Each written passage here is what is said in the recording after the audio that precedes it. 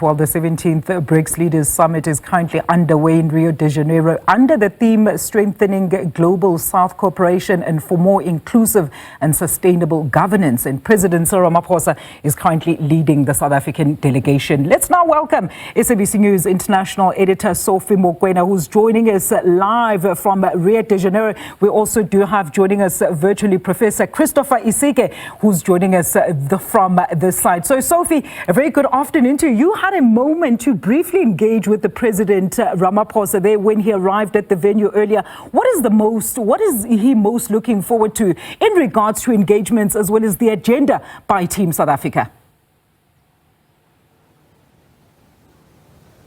Well, you know that South Africa's position has been that to have sustainable development, there must be peace and security around the world. And therefore, on the agenda of the summit, the leaders will also discuss peace and security. We know the hotspots, we know the interventions, those that are working and those that are not working. When you look at, perhaps let's start with the Russia-Ukraine war that is still raging on. The position of South Africa has been that the international community must push that the two parties must come to the negotiations and to try and find a solution. South Africa is playing a prominent role in ensuring that the children who were taken from Ukraine during this war are brought back to their country, but find a lasting solution to this conflict.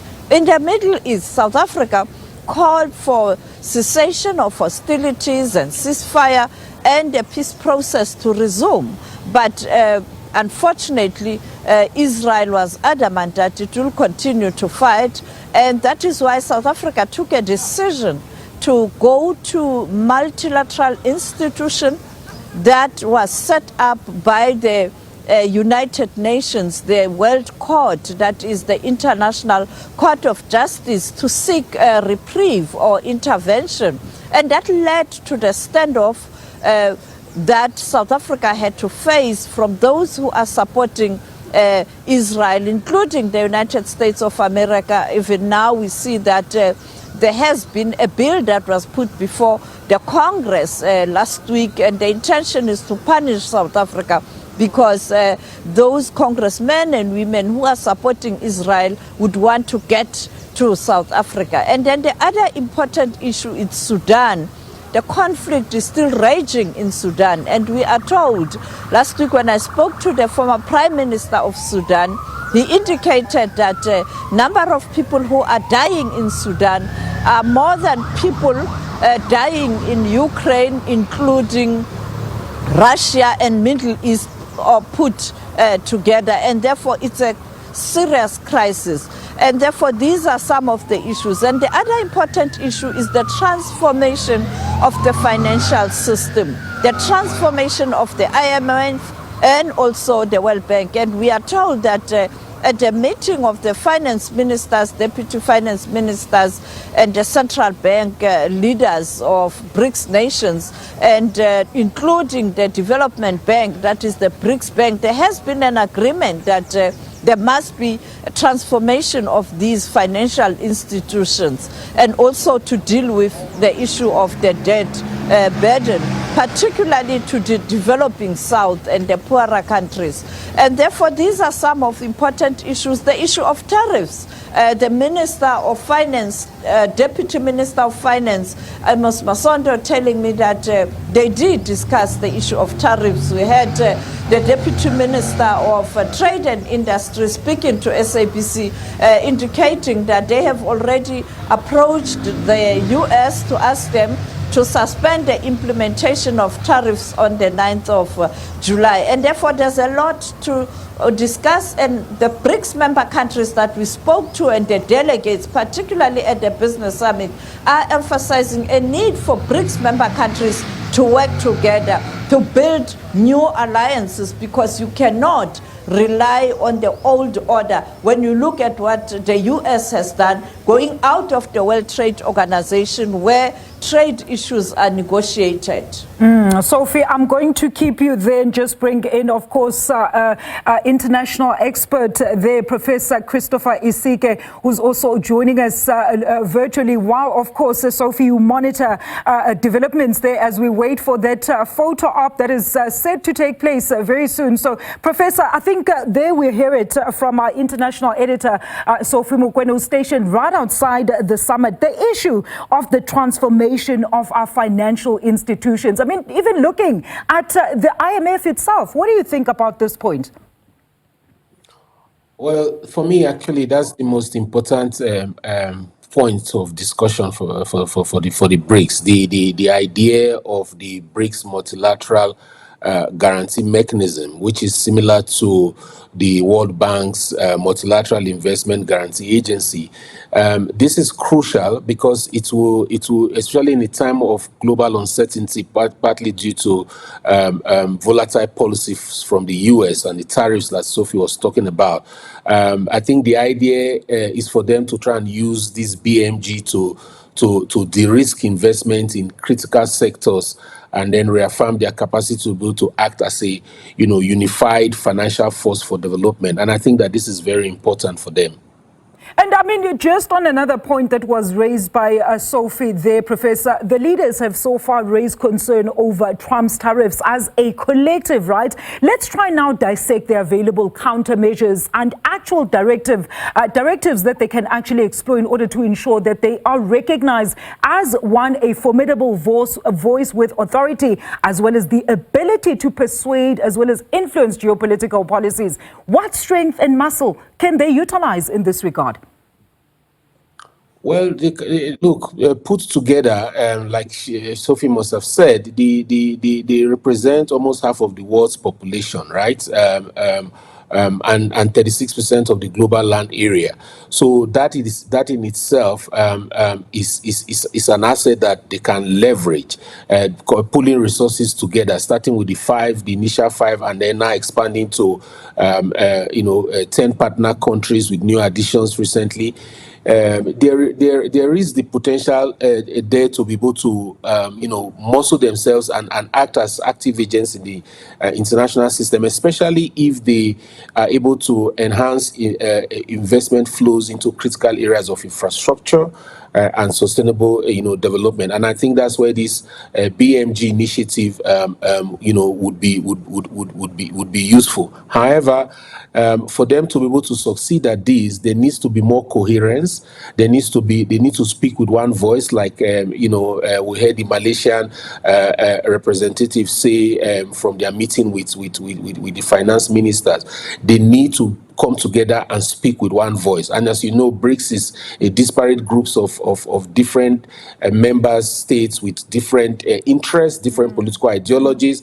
Some people can even say it's a mismatch of countries. However, I think the principle of pragmatism is something that's bringing them together, the benefit they can get from a unified financial system that can enable them access infrastructural fund to develop themselves and also to speak with one voice. Again, this is a point of division, especially when it comes to the issues of conflict, like the Israel's war in Gaza, the recent strike, or the war that Israel undertook against Iran. Many of them are divided on what the body should do. So the political issues are also something to look out for as well. Sophie, let's bring you back within this conversation. I mean, we have been hearing that there are, in fact, some concerns over the cohesiveness as well as stability of the bloc amid the tensions, as you know, within some member states. So fresh fears are if indeed this sitting will actually deliver any actual or tangible solutions, or it will just be a talk shop. So we also raised this point with Professor Isike about the potential confusion and risks and threats to the continuous expansion of BRICS members that don't necessarily come from both sides. Well, I think people are saying that the expansion is affecting the synergy and cohesion within the BRICS member countries. You know that when it was just the founders and then South Africa joining, there was cohesion. But now you have a situation where there seems to be some concerns around consensus on main issues. As you know that the world is very, very divided. And when the world is divided, you have a situation where countries take different postures. Let's take, for example, a country like India. We know that India is very close to the United States of America.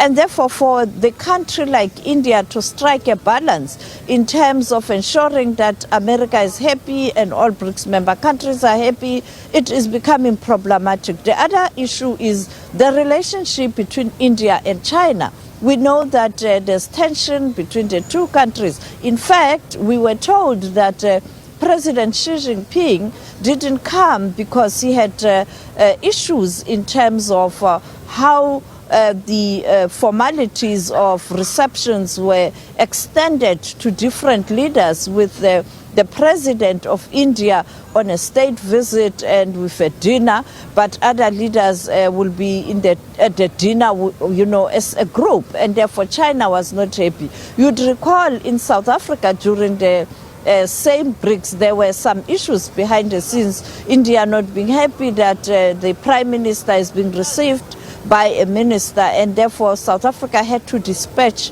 the Deputy President Paul Mashatile. But on the other hand, in the evening, the arrival of China, President Ramaphosa himself was at the airport to receive President Xi Jinping. And you know those optics, they do count, and therefore there are issues. You have a situation where there are wars raging, and therefore different countries are taking different postures. The concern that India was not willing to support a statement that is directed at Israel, condemning Israel activities in the Gaza. And therefore you have those dynamics. And I think with America in this state, unpredictable, a president who's transactional, many groups are going to be affected. As we saw at the G7 also, that he used that opportunity to lash on leaders of the G7 about exclusion of Russia as part of the group. As we know that when it started, it was G8. And therefore these global politics do affect the relationship within the BRICS community, and therefore you need perhaps some of the leaders who are able to interact with everybody to try and pull these countries together. Mm-hmm. And just on that point, Sophie, we're going to stay with you. I mean, some of those attending the summit have also heavily criticized what they term as the moderate agenda of this particular summit, which they say this was actually maybe an attempt by member countries to actually stay off Trump's radar. We have actually are seeing for the first time, as you've just alluded to, seeing a missing founding member in China, and that whole debacle around Putin's current legal woes should he travel. But is this also not another way to ensure that they purposely stifle the successes of the bloc while driving its members?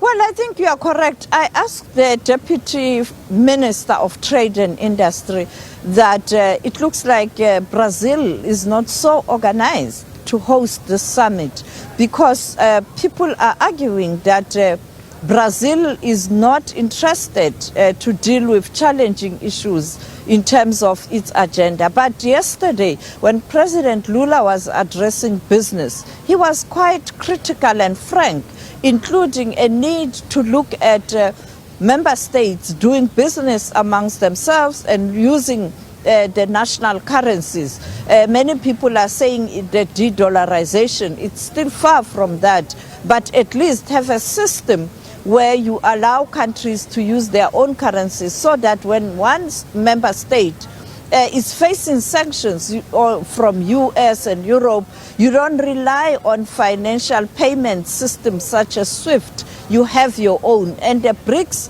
finance ministers and central bank governors, including the development bank, did talk about this issue of having a system to clear payments without relying on SWIFT. And therefore, other countries are scared because you'd recall President Trump issued a statement earlier on when he took office that he's not going to allow a de-dollarization. So yes, the US is not part of this group, but because it's the largest economy in the world and all these countries are doing business with the US, there seems to be tension here and there, and others being scared, others being brave to challenge what needs to be challenged and question the World Trade System right now. But you are correct. It will be interesting to see how President Lula is going to handle this. You know that it will be elections in Brazil next year, and therefore whatever he does also he's taking into consideration that the decisions that he's going to take at international level or in terms of foreign policy and trade matters doesn't lead to a situation where he loses support at home. And you know, with opposition parties, they can use some of these issues to partner with other countries, as we saw Bolsonaro going to America, supported by America. And therefore you had Argentina pulling out in South America, very close to America. So you have to be careful of the external factors as you head towards elections. Absolutely. So, Professor, coming back to you, it says here on the official statement by the presidency that the summit agenda in relation to BRICS emphasizes the position in shaping a more fair and just demonstration of global leadership as well as government. So, for mitigating purposes then, Professor, what should members really focus on in regards to their governing, operational, multinational approach on such serious global matters, where they can independently make their decisions without having to be conformed to current geopolitical bottlenecks and bureaucracies, as Sophie has pointed out? Well, look, like we have all been saying, these are a group of different countries with different foreign policies, different interests that crisscross and, undercuts and one another, overlap in many instances. So it will be important for them to, first of all, focus on an economic agenda. And that's something that can unify all of them, and that's what I referred to earlier as a pragmatic principle of pragmatism, where we forget about the politics and focus on the pragmatic issues of the economy. Looking at a global payment system that can serve as an beneficial alternative to the current SWIFT system put in place by the Bretton Woods institutions led by the United States, right? So if they can focus on those economic issues, it will reduce the risk, the risk of lack of cohesion because of different political interests or tensions between the different countries, the tension between China and India, for example, over different issues. Sometimes they overlap. Russia also has its own issues with China. China has its own interest in ensuring that Ukraine it doesn't lose its war in Ukraine.